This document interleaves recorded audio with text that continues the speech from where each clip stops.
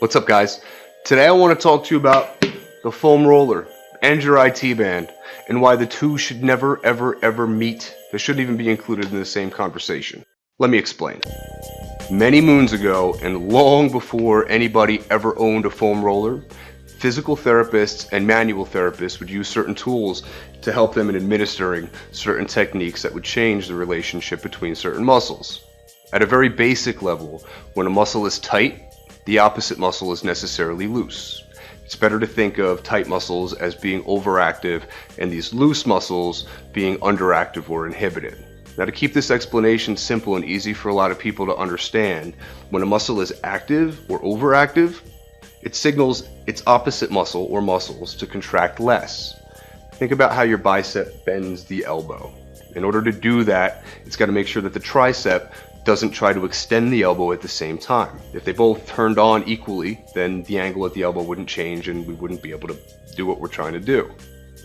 We would describe the bicep in that case as inhibiting the tricep. This way the bicep can contract more and thus bend the elbow. Now, the opposite's obviously true. When we try to straighten our arm, the tricep inhibits the bicep. The tricep sends the same signal to the brain, says, tell the bicep to stay out of this. This way I can extend at the elbow. This happens all over our bodies all of the time. Now, over the course of time and over the course of many repetitions, the resting relationships of all of our muscles change, and that impacts our ability to move in certain ways. All right? Why does our posture change when we get older? Why does our back hurt after we've been sitting down all day long? It's all for the same reason. Imagine if you had your arm in a cast and your elbow was bent for half of the day, and you take that cast off your arm and try to straighten it out. It's not going to be easy. Your bicep's going to hurt. It's going to feel like you're stretching it.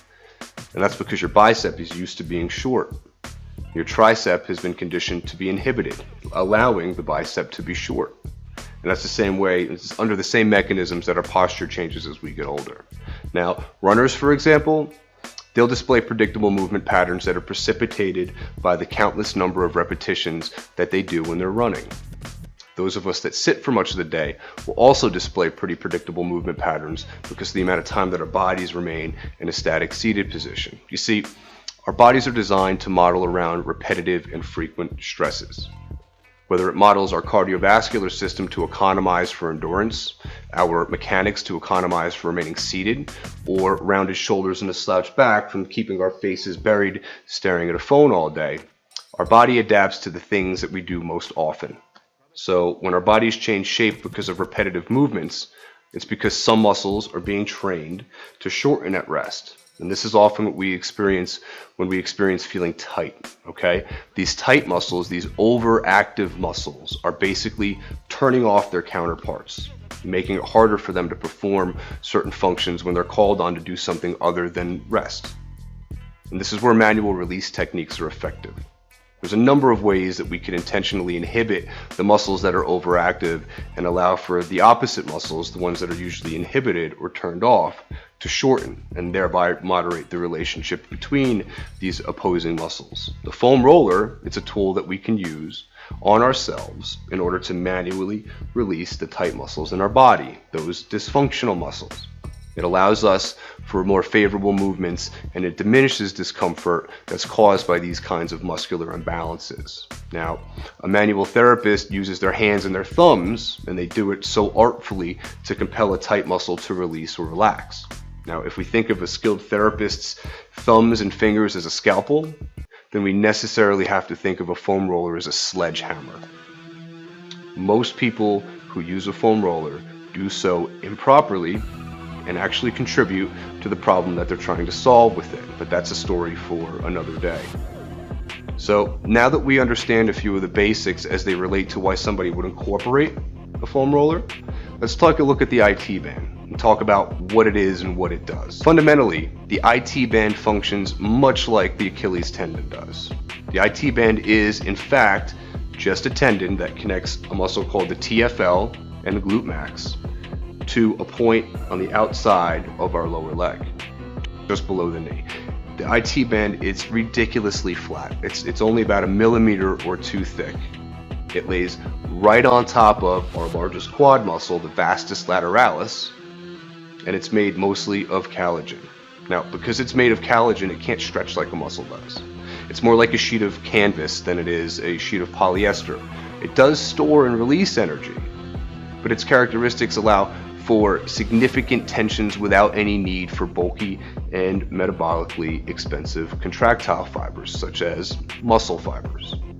These characteristics, they permit the TFL and the Glute Max to significantly influence the stability of an extended knee while we're walking. Now, speaking of the TFL, this muscle sits right underneath where your change pocket would be on a pair of jeans. You can find it pretty easily. If you were to stand with your feet right underneath your hips and turn one of your feet so that your toes on that foot now point to the toes on your other foot, you're going to feel that TFL light right up. You're going to feel it contract. Now, the TFL has a disproportionate influence on the tension of the IT band. The function of the TFL, it's to rotate the femur inward, it's to flex the hip, and it's to abduct the femur. Okay, it basically takes the femur and kicks it out. Now, at one end, it attaches to our ilium, that bony process, that bone right on the front of our hip. Now, at the other end, it inserts just below the knee on the outside of our lower leg via a very, very long and an extremely, extremely flat IT band. Because of this, the TFL helps us walk by pulling our hip down on the weight-bearing side, and that allows for our trailing leg to come forward, plant our foot, and it allows us to take another step. You can put your hands on where your change pockets would be while you're walking, and you'll feel when the IT band lights up, when it turns on, when it turns off, and you can get a really clear sense of when that muscle contracts and at what part of the step it's more involved in. Since the TFL is also so active when we run, tens of thousands of contractions, because of the architecture of the knee, and because of the insertion of the IT band on the lower leg, an overactive TFL causes that IT band down on the side of the knee to rub back and forth continuously on one of the processes off of the tibia. All right, and this precipitates what's often characterized as IT band syndrome. So, what does foam rolling have to do with it? As I described, applying pressure to the IT band with a foam roller simply cannot, does not, will not positively influence the tensions of the IT band, simply because the mechanisms by which foam rolling and inhibition techniques work simply aren't existent in the IT band. They're not existent in the belly of a tendon, and that's what the IT band is. Since the IT band is so thin, the full force of that foam roller is instead transmitted directly to that muscle underneath. That muscle underneath, you guessed it, it's your vastus lateralis. Now, the vastus lateralis does have the mechanisms that the pressures of a foam roller can influence, and it most certainly does.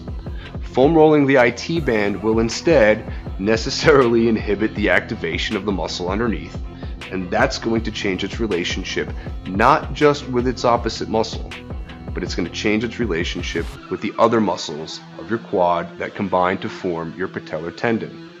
Think about if you had 3 ropes that all tie in the same spot, 3 ropes that all connect into one rope, and you put slack in one of those ropes. Naturally, the other 2 ropes are going to disproportionately dominate that movement, and that's exactly what happens when we inhibit the vastus lateralis.